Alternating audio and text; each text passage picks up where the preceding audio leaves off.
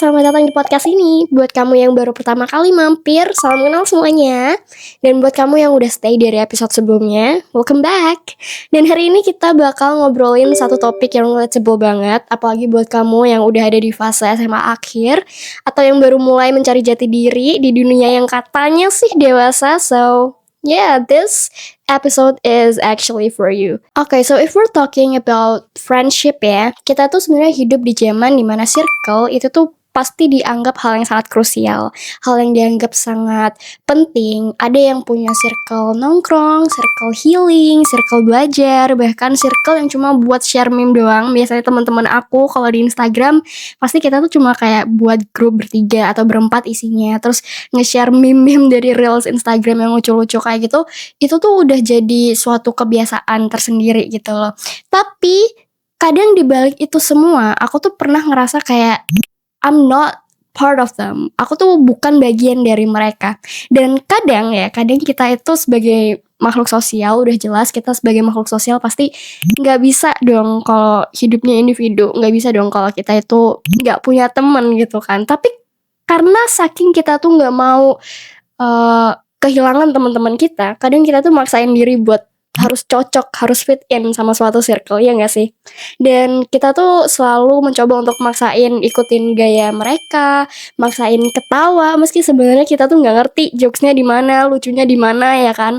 Dan maksain buat stay, padahal sebenarnya pulang dari nongkrong, aku yakin pasti kalian bakal ngerasa capek banget, draining banget. Bukan soal fisiknya aja, tapi soal mentalnya. Dan itu pasti capek banget kan. Apalagi ya kalau circle yang isinya itu 4, 5 atau lebih dari 5, itu tuh biasanya kita bakal ngerasain kok kayaknya kita nggak dianggap ya sama mereka. Apalagi kalau isinya banyak orang tuh, kadang yang diajak cuma beberapa, nggak semuanya, nggak full satu tim itu diajak buat nongkrong, nggak di atau bahkan kalau misal mereka lagi nongkrong, itu pasti ada beberapa yang diajak ngobrol, ada yang enggak, dan kita selalu ngerasa kok kayaknya aku cuma jadi figuran sih di cerita mereka. Tapi at some moment kalian pasti juga tahu bahwa nggak semua panggung itu butuh kamu untuk jadi pemeran utamanya. Ada saatnya kamu tuh cuma perlu nonton dari bangku penonton, if I can say that, belajar dan nungguin panggung kamu sendiri. Karena ya sebenarnya bukan berarti kamu tuh kalah, bukan berarti kamu tuh nggak penting, tapi kadang ya kamu cuma belum nemuin panggung kamu aja yang cocok buat kamu bisa keep shining. Mungkin sekarang kamu belum nemuin temen yang bisa klik gitu sama kamu, belum nemuin temen yang benar-benar cocok sefrekuensi sama kamu, tapi itu bukan berarti kamu tuh harus maksain diri kamu untuk bisa fit in dalam suatu circle yang bikin kamu ngerasa not enough. Oke, sebenarnya aku udah pernah singgung ini sedikit di salah satu VT aku soal toxic friendship, dan aku mau kalian itu coba ngebayangin.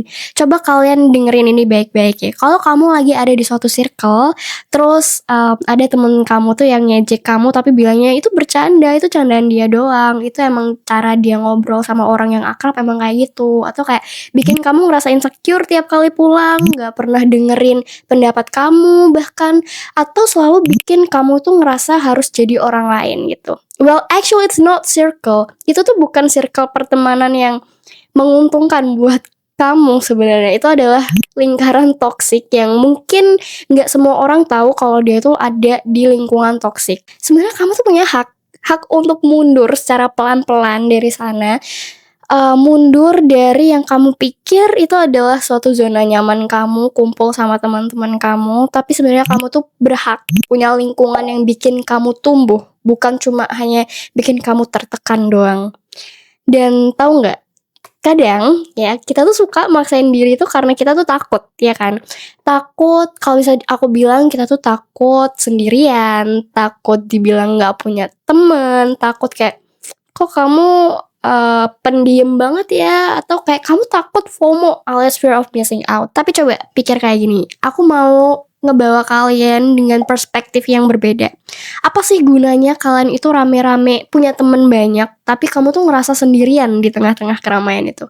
Kalau buat aku sendiri, mending aku better pilih sendiri, tapi damai, peaceful gitu kan. Aku better punya temen yang sedikit, tapi aku ngerasa dihargain, aku ngerasa dianggap, daripada aku tuh ada di suatu keramaian tapi penuh banget dramanya.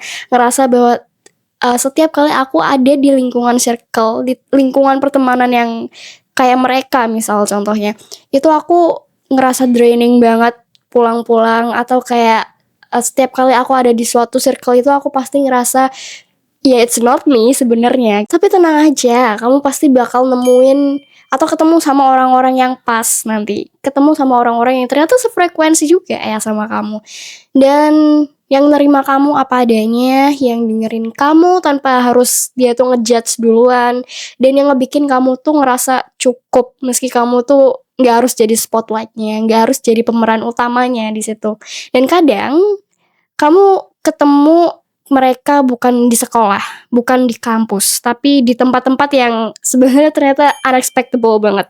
Jadi jangan pernah kamu tuh untuk tutup diri, tapi juga jangan kamu itu harus ngebuka semua pintu untuk semua orang. Karena aku dulu selalu dikasih tahu sama orang tua, kita tuh nggak boleh pilih-pilih temen ya, karena semuanya sama.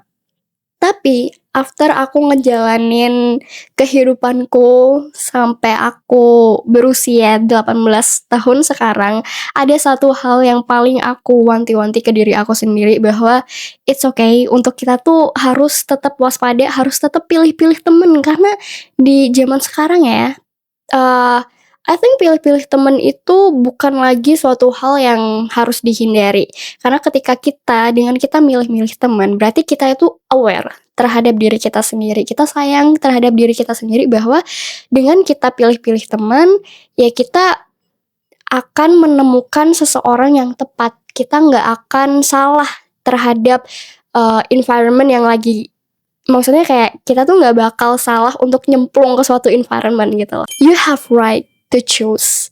Kamu boleh milih siapa yang boleh deket sama kamu. Kamu boleh milih siapa yang kamu izinin untuk tahu segala sisi rentan kamu, sisi buruk kamu. Dan kamu juga boleh bilang enggak ketika kamu udah ngerasa nggak nyaman. Karena ya sebenarnya kamu tuh nggak egois kok kalau kamu mulai untuk jaga batas. Itu bukan berarti juga kamu tuh lagi nyari musuh, tapi itu artinya kamu mulai sadar kalau kebahagiaan kamu itu juga jauh lebih penting. Jadi intinya kamu gak harus maksain akrab sama circle yang bikin kamu kehilangan jati diri kamu, kehilangan diri kamu yang asli. Kamu gak harus jadi spotlight di setiap ceritanya, gak harus jadi pemeran utamanya. Yang penting kamu tetap jadi versi terbaik dari diri kamu sendiri, meski kamu ada di belakang layar doang.